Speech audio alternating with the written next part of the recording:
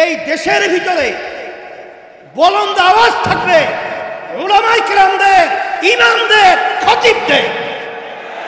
এই দেশের মধ্যে আর নাস্তিকতা এবং যারা নাকি বিশেষ করে ফ্যাসিস্ট, খুনি, চাঁদাবাজ, এদের দৌরাত্ম্য বাংলা জমিনের শেখ আলেম ওলামার বাংলা আজকে মাটি তৈরি হয়েছে। আমাদের আওয়াজ তুলতে হবে, ইমামদের ইজ্জত রক্ষা করতে হবে, খতিবদের ইজ্জত রক্ষা করতে হবে। আসসালামু আলাইকুম ওয়া রাহমাতুল্লাহি ওয়া বারাকাতুহু। আলহামদুলিল্লাহি ওয়া কাফা ওয়া সালামুন আলা ইবাদিহিল্লাযীনা ইসতাফা আম্মা বা'দ। فأعوذ بالله من الشيطان الرجيم بسم الله الرحمن الرحيم ولا تهنوا ولا تحزنوا وأنتم الأعلون إن كنتم مؤمنين صدق الله العلي العظيم সবাই দুরূদ শরীফ পড়ি। আল্লাহুম্মা সাল্লি আলা সাইয়্যিদিনা ওয়া হাবিবিনা ওয়া মাওলানা মুহাম্মদ সাল্লাল্লাহু আলাইহি ওয়া আলা আলিহি ওয়া আসহাবিহি ওয়া বারাকা ওয়াসাল্লাম। আলহামদুলিল্লাহ, আজকে আমাদের এই মজলিস বাংলাদেশের স্বাধীনতার পরে এইভাবে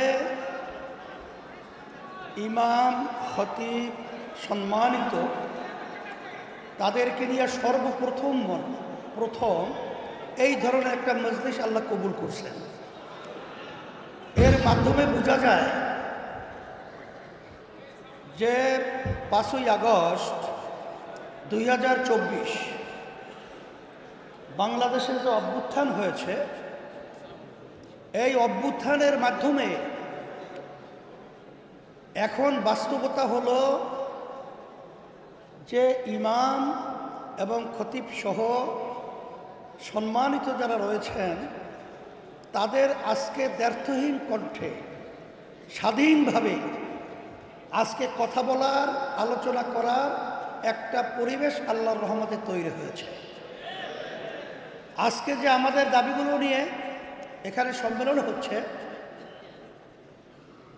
আমার মন বলছে যে আল্লাহর রহমতে সারা বাংলাদেশে সফর করার পরে 53-54 বছরে আমাদের দেশে ইসলামের পক্ষে উলামায়ে কেরামদের আজকে তাদের পক্ষে যে মাঠ তৈরি হয়েছে, এ মাঠ কিন্তু আগে 53 বছরে আমরা দেখি নাই।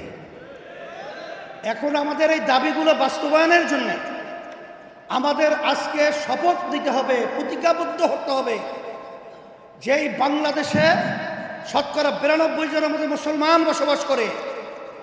এই দেশের ভিতরে উলামায়ে কেরাম, বাংলাদেশের রাজধানী ঢাকাকে বলা হয় মসজিদের নগরী।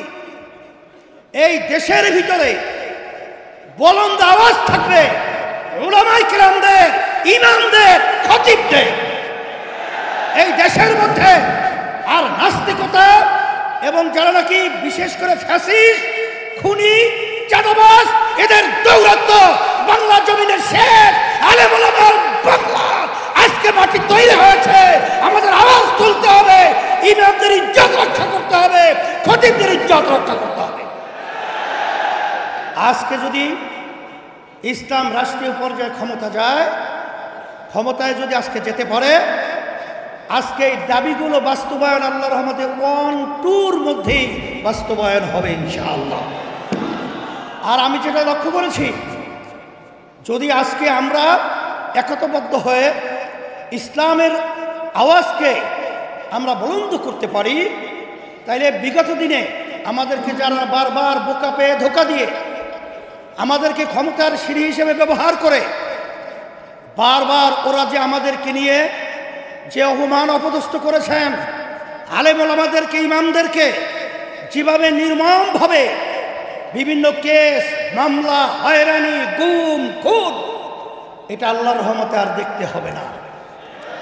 সেই হিসাবে আজকে আমি বিশেষ করে যারা নাকি জাতীয় নেতৃবৃন্দ রয়েছেন, সম্মানিত উলামায়ে কেরাম রয়েছেন, ইমাম, খতিব সম্মানিত যারা রয়েছেন, আমি সকল গুদার আহ্বান জানাচ্ছি, আসেন আজকে বাংলাদেশের ভিতরে যে মাঠ পরিবেশ তৈরি হয়েছে, ইসলামের পক্ষের মাঠ আল্লাহর রহমতে তৈরি হয়েছে।